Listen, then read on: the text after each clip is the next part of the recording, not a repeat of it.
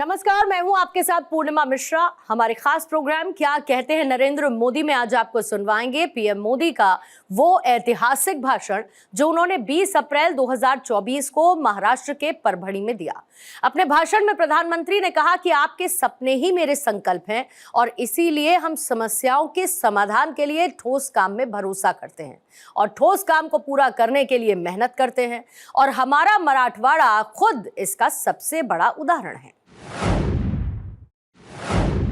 साथियों, एनडीए सरकार सबका साथ, सबका विकास के मंत्र पर काम करती है। कोई भी जाति हो, कोई भी पंथ हो, हमारी सरकार सबके लिए काम करती है। यहां परभणी में बिना भेदभाव करीब 40,000 गरीबों को पक्के घर दिए गए हैं।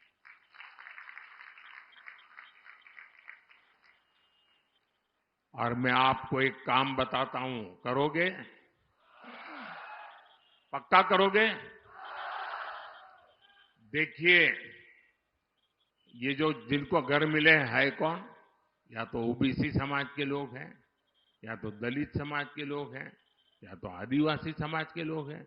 यही लोग थे, वो वंचित रह गए थे। और मैंने इतना सारा किया है, लेकिन अभी जब आप लोगों के घर जाएंगे, गांव में जाएंगे और कहीं कोई इक्का दुक्का जिसको अभी घर मिलना बाकी हो, कोई इक्का दुक्का जिसको गैस का कनेक्शन मिलना बाकी हो, नल से जल मिलना बाकी हो, तो मेरी तरफ से उनको बता देना कि मोदी की गारंटी है, तीसरे टर्म में आपका काम भी हो जाएगा। ये बताओगे? मेरी तरफ से गारंटी दोगे? आप ही मेरी गारंटी हो, करोगे ना? मेरे लिए तो आप ही मोदी हो, तो घर घर जाके बताओगे ना? देखिए, आज परभणी के 12 लाख से ज्यादा गरीबों को बिना भेदभाव मुफ्त राशन मिल रहा है, ताकि गरीब के घर का चूल्हा जलता रहे, बच्चे भूखे पेट सो न जाएं, मां की आंख से आंसू न बहे। इसलिए मोदी 12 लाख परिवारों को यहीं पर मुफ्त राशन दे रहा है, आने वाले 5 साल भी देता रहेगा। आज परभणी में 17 जन औषधि केंद्रों में बिना भेदभाव सभी को 80% डिस्काउंट, 80% छूट पर दवा मिल रही है। यहां बिना भेदभाव 1.25 लाख से ज्यादा महिलाओं को उज्ज्वला गैस कनेक्शन दिया गया है। परभणी में आज 75% से ज्यादा घरों में नल से जल आने लगा है। इतना ही नहीं, एनडीए सरकार ने परभणी के 9 लाख से ज्यादा पशुओं को मुफ्त टीका भी लगाया है। कोई भी सरकार ऐसे तभी काम करती है जब वो गरीबों के प्रति संवेदनशील हो, सबकी चिंता करती हो। मैंने गरीबी की जिंदगी को जी है। मैं भी आप ही की तरह पिछड़े परिवार में से आ रहा हूं, इसलिए गरीब का दुख भली भांति समझता हूं। और इसलिए मैंने तय किया, जो मैंने सहा वो देश के किसी गरीब को नहीं सहना पड़े।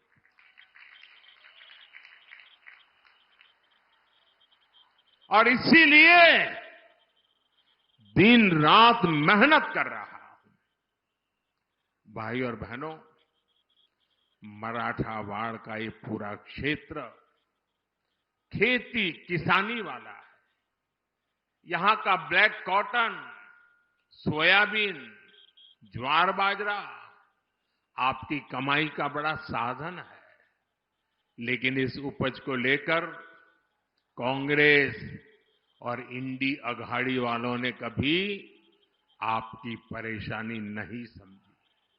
इस क्षेत्र में सबसे बड़ी चुनौती है सिंचाई की। एनडीए की पिछली सरकार में जहां जलयुक्त शिवार योजना शुरू हुई थी, मराठवाड़ वोटर ग्रिड योजना शुरू हुई थी, लेकिन इंडी अघाड़ी वालों को आपसे इतनी दुश्मनी है कि इन दोनों योजनाओं को रोक दिया। अब भाई एकनाथ शिंदे जी, देवेंद्र फडणवीस जी और अजित पवार जी की टीम इस क्षेत्र में सिंचाई परियोजनाओं को तेजी से पूरा करवा रही है। परभणी के सेलू तालुका में लोअर दूधना प्रोजेक्ट पूरा हो गया है। साथियों, यहां के किसानों की एक बड़ी चुनौती मौसम की मार भी रही है। पहले की सरकारों के समय किसानों को फसल बीमा की रकम मिलना असंभव था, लेकिन एनडीए सरकार ने सिर्फ एक जिले परभणी में ही किसानों को फसल बीमा के 1,500 करोड़ रुपए दिए हैं। हमारी सरकार जो ऑयल सीड मिशन शुरू करने जा रही है, उससे यहां सोयाबीन की खेती करने वाले किसानों को बहुत लाभ होगा।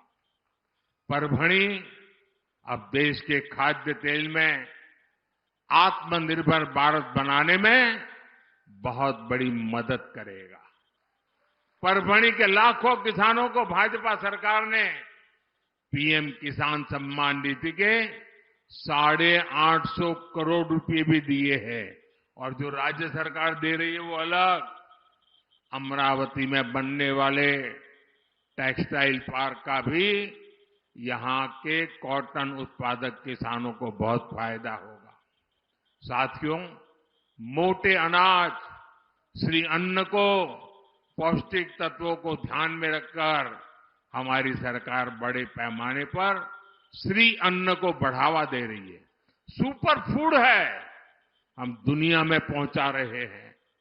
आपके यहां का ज्वार बाजरा केवल महाराष्ट्र और देश को ही नहीं बल्कि पूरी दुनिया को पौष्टिक लाभ देगा।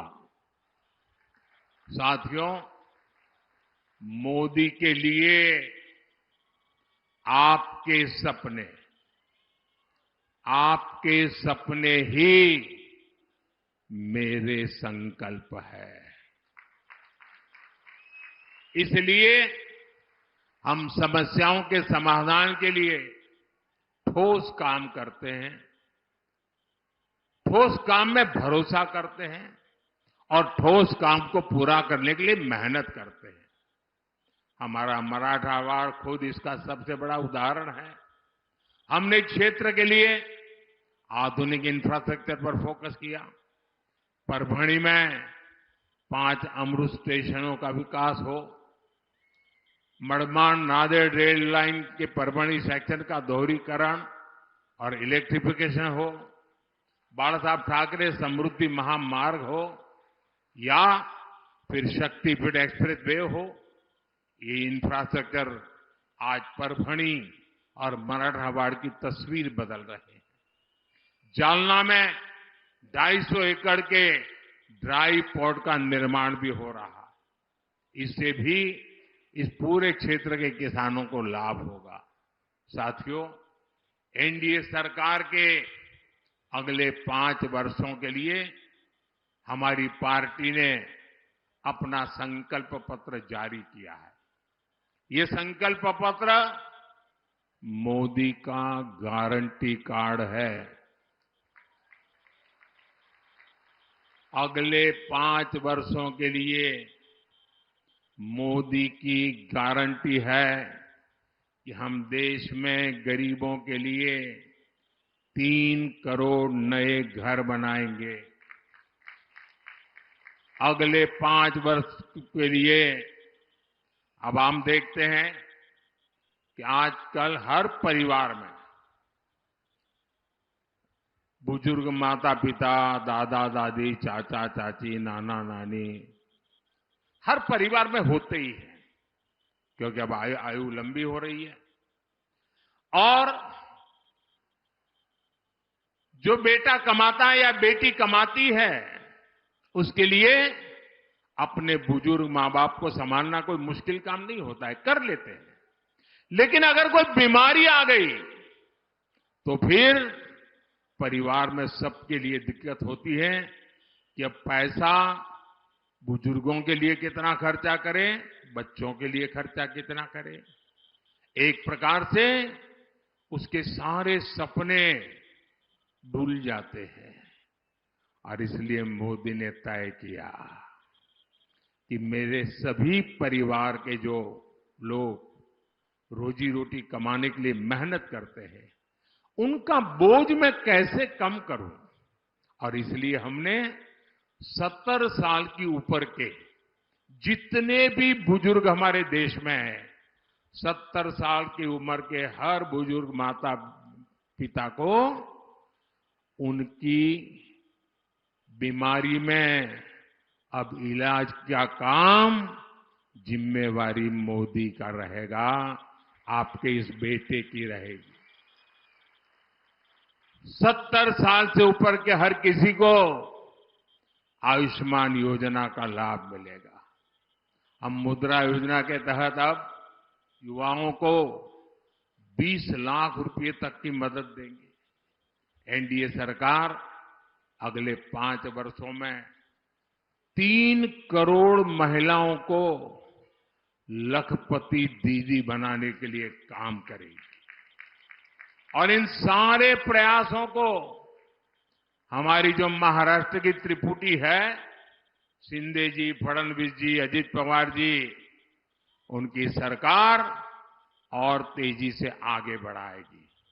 साथियों, विकसित भारत, विकसित महाराष्ट्र के बीच आपको इंडी अघाड़ी से बहुत सतर्क रहना है। कांग्रेस एक ऐसी बेल है जिसकी अपनी न कोई जड़ है न जमीन है, और इसे जो सहारा देता है ये उसे ही सुखा देती है। आजादी के समय कांग्रेस ने देश का विभाजन करवा दिया। आजादी के बाद कश्मीर की समस्या खड़ी कर दी। कांग्रेस ने 370 के बहाने बाबा साहब का संविधान कश्मीर में लागू नहीं होने दिया। वहां के दलितों को इतने सालों तक अधिकार ही नहीं मिलने दिए। महाराष्ट्र में इंडी अघाड़ी वालों ने जब तक सरकार चलाई, इन्होंने ये लगने ही नहीं दिया कि निजामों का कब्जा चला गया है। रजाकारों की मानसिकता यहां हावी थी। हाँ, इन लोगों ने महाराष्ट्र और मराठवाड़ का विकास तो नहीं होने दिया, लेकिन कांग्रेस और नकली शिवसेना की पिछली सरकार याकूब मेनन की कब्र संवारने में व्यस्त थी। अब बताइए, उनके लिए प्रायोरिटी थी याकूब मेनन की कब्र